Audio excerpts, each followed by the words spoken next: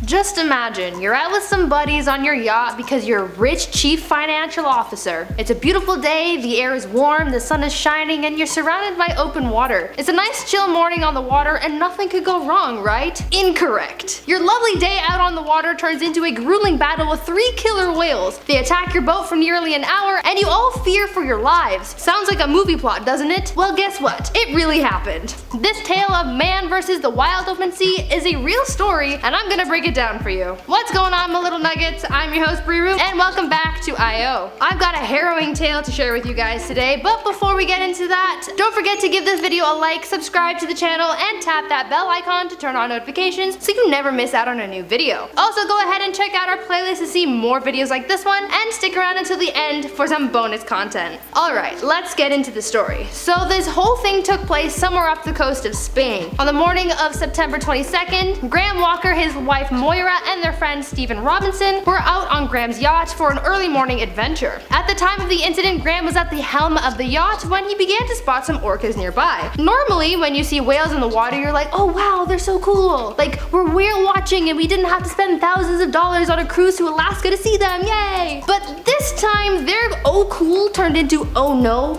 real quick. When Graham spotted the first whale, he realized it was after the boat, and then a second one appeared, and finally a third and much larger orca joined in. The 3 killer whales ganged up on the boat and began attacking it like it was the final boss in a video game. Graham felt the first hit, and then the boat's steering wheel was pulled out from his hands. At first, the 3 didn't understand what was happening until they saw one of the whales poke his head out of the water, and then they realized that their boat was under attack. The whales seemed to have picked on the boat's rudder the most. They bit and hit it, which caused the yacht to turn 90 degrees with each blow. Those on board said that had you tried to keep your hands on the wheel, you would have broken your arm due to the sheer amount of force that was being exerted on the boat's steering mechanism. That's a lot. At this point, they were fully under attack, and I mean, what do you do in this kind of situation? You're literally in the middle of the water and your only mode of transportation is being attacked. I would absolutely lose my mind in this kind of situation. I'm already a very anxious person, but if I was on that boat and 3 big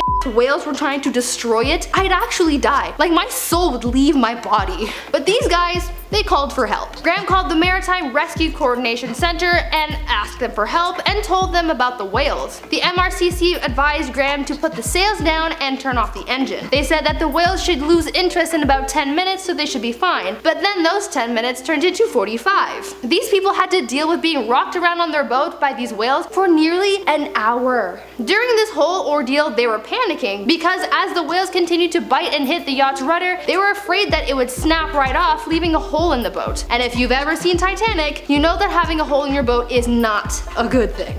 Luckily, after 45 minutes, the orcas left and the rudder was still intact, so they were able to make their way to shore to repair the damage that the whales had left behind. Thankfully, no one was hurt and they all stayed relatively calm during the event, but they said that had this incident occurred just 2 hours earlier, it would have been dark out and it would have been a lot more terrifying. Officials have said that the orcas are known to frequent that area because they hunt for tuna, but this is the first year that whales have been known to attack boats. Since then, the Spanish Transportation Ministry has issued a ban on boats 15 meters or less in the area. I still think that this whole story is absolutely insane. Like, the articles I read about this have been so chill. Is no one realizing how scary this must have been? I know they said that the passengers on the boat remained calm, but like, how? I'd be losing my mind if that happened. 3 killer whales versus my yacht?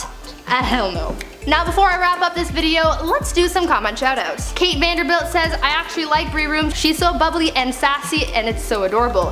Thank you. That's very nice. That made my day. Thank you very much.